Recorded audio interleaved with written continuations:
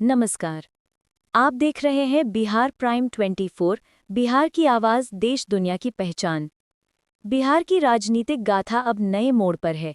वादों की गूंज और जनता की उम्मीदों के बीच अब फैसला बस कुछ ही कदम दूर है। चुनाव की रणभूमि तैयार है और हर नज़रें चुनावी गणना पर टिकी हैं। हर वोट का मतलब अब परिणाम तय करना है। तो चलिए शुरू करते हैं बिहार न्यूज़ 2025 की 25 बड़ी खबरें सिर्फ बिहार प्राइम 24 पर, जहां सच्चाई सबसे आगे है। बिहार विधानसभा चुनाव 2025 के पहले चरण में लगभग 64.66% मतदान हुआ, जो राज्य का अब तक का सबसे ऊंचा रिकॉर्ड है।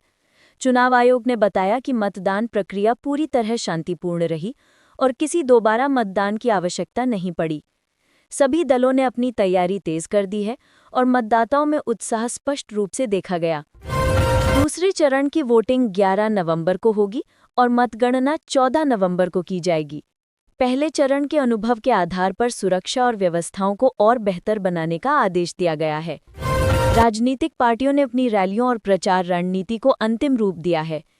प्रधानमंत्री नरेंद्र मोदी ने बिहार में रैली के दौरान कहा कि जनता एनडीए पर भरोसा जता रही है और इस बार रिकॉर्ड जीत होगी। उन्होंने राज्य में औद्योगिक निवेश बढ़ाने और युवाओं को रोजगार के अवसर देने का वादा किया। पार्टी कार्यकर्ताओं ने रैलियों में उत्साह और ऊर्जा का माहौल बनाया। तेजस्वी यादव ने भाजपा पर निशाना साधते हुए कहा कि अगर उनका दल सत्ता में आया तो गुंडों को जेल भेजा जाएगा और युवाओं के लिए नए रोजगार के अवसर सृजित किए जाएंगे। उन्होंने विकास और शिक्षा पर जोर देते हुए लोगों से समर्थन मांगा। अमित शाह ने बेतिया और सीतामढ़ी की रैलियों में कहा कि बिहार में जंगल राज को दोबारा लौटने नहीं दिया जाएगा। उन्होंने विकास और कानून व्यवस्था को मुख्य मुद्दा बताया और ग्रामीण इलाकों में नई योजनाओं का वादा किया। कांग्रेस अध्यक्ष खलिख्ये झा ने केंद्र सरकार पर आरोप लगाया कि बिहार को विशेष राज्य का दर्जा देने का वादा सिर्फ जुमला साबित हुआ। उन्होंने कहा कि राज्य की वास्तविक समस्याओं को नज़रअंदाज किया गया है और जनता को भरोसा दिलाने की जरूरत है। भोजपुर जिले में पति पत्नी अपने घर में मृत पाए गए।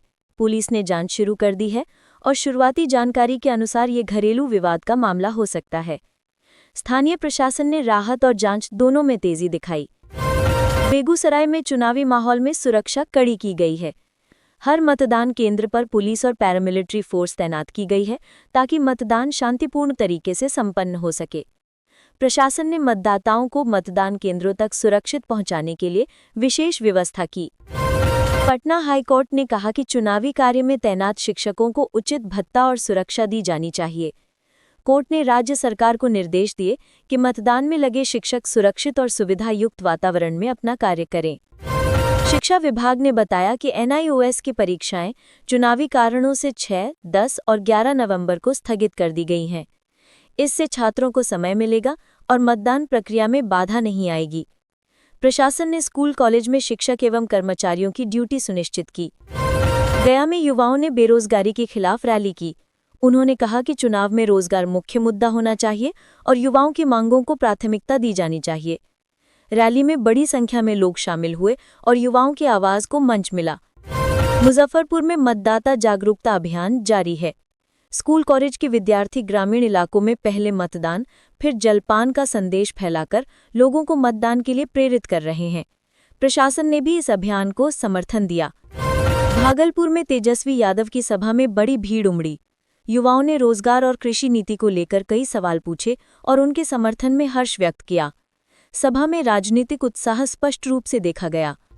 नवादा में भाजपा प्रत्याशी ने जनसंपर्क यात्रा के दौरान कहा कि हर पंचायत में एक स्टार्टअप हब बनाया जाएगा। इससे युवा रोजगार प्राप्त करेंगे और स्थानीय अर्थव्यवस्था को भी मजबूती मिलेगी। समस्तीपुर में चुनाव आयोग ने मतदाता सूची में 60.6 लाख नामों की समीक्षा की। कई फर्जी प्रविष्टियां हटाई गई और सूची को अपडेट किया गया, जिससे मतदान प्रक्रिया और अधिक पारदर्शी हो सके। औरंगाबाद में महिला मतदाताओं की भागीदारी सबसे अधिक रही। लगभग 69% महिलाओं ने वोट डाला, जो राज्य का नया रिकॉर्ड है। प्रशासन ने विशेष रूप से महिला मतदाताओं को मतदान केंद्र तक पहुंचाने में मदद की। दरभंगा में सड़क दुर्घटना में 4 लोग घायल हुए। प्रशासन ने तुरंत राहत पहुंचाई और मामले की जांच शुरू कर दी। स्थानीय लोगों ने प्रशासन की त्वरित कार्यवाही की प्रशंसा की। सिवान में चुनावी सभा के दौरान बिजली कटने से अफरा तफरी मच गई। आयोजन समिति ने तुरंत वैकल्पिक व्यवस्था की और लोगों की सुरक्षा सुनिश्चित की। प्रशासन ने तकनीकी टीम को तैनात किया। लखीसराय में स्कूलों में छुट्टी घोषित की गई है। शिक्षक मतदान कार्य में लगे हैं और 95% मतदान केंद्रों पर वेब कास्टिंग की व्यवस्था की गई है। इससे छात्रों और शिक्षकों की सुविधा सुनिश्चित हुई। अररिया में बाढ़ नियंत्रण परियोजनाओं का सर्वे शुरू हुआ।